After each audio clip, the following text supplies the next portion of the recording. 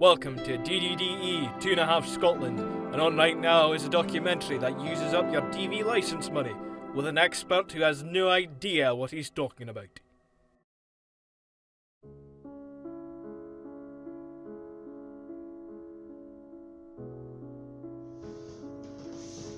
When you talk about him, he was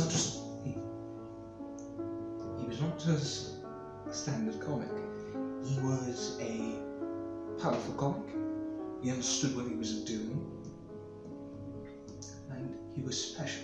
But not just any kind of special. No, he was powerful. He knew what he was doing. It was like he had control over what you would not expect, what you would never see coming. And that was always amazing to me, because he understood what he was doing, and when he had an audience, he got them like a fish, hook, line and sinker, and he pulled them back. And he hooked their attention, and it was like, oh my god, how did he do that? And the point is, he was him. When he did his thing, he did his thing, and it is powerful, emotional, and you're just never going to see anything like that. He was a comic ahead of his time. Among other comics ahead of their time, that's besides the point. Even with comics in the future that are ahead of their time, he was ahead of his. The point doesn't matter. He was powerful. He was emotional. He understood what it took to do his work. And when he did his thing, oh my god, when he did his thing, he had a thing. When he did the thing, that was his thing. That was him. Powerful, strong, superior, knew exactly what he was doing. Pulled no punches, always went full in.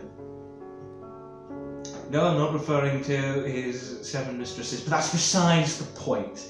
It's important to realise that he did a thing, and when he did the thing, he breathed oxygen.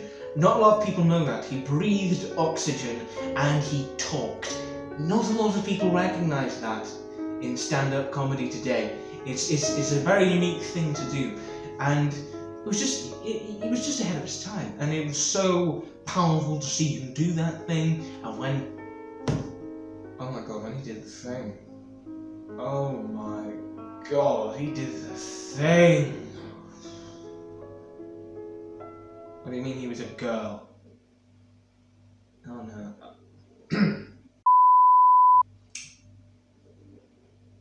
When she did the thing, it was powerful, it was emotional, it struck you at the core, she knew what she was doing, she had.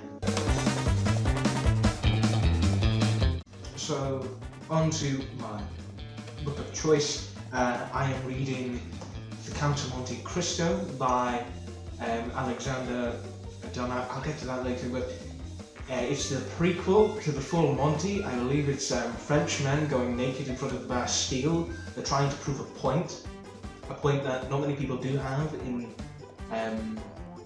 medieval France. That you should be able to show it wherever you want. Private Johnson needs to let loose. Honestly, it needs to happen. Private Johnson needs to let loose, and these French men are trying to do it. And he has a gun. He has a frowny face. Frowny face here. Frowny face here. Focus on the frowny face. I'm not sure if I'm pointing at but yes. But yes, it is quite unfortunate though that France resorts to degrading people by surname.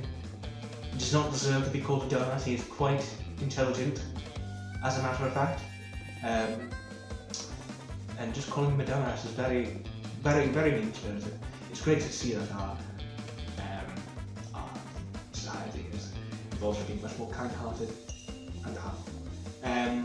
On to the other book that I was quite disappointed with. Great Expectations by Charles Givatelia. I wasn't very impressed. Great Expectations, more like zero expectations. Next book.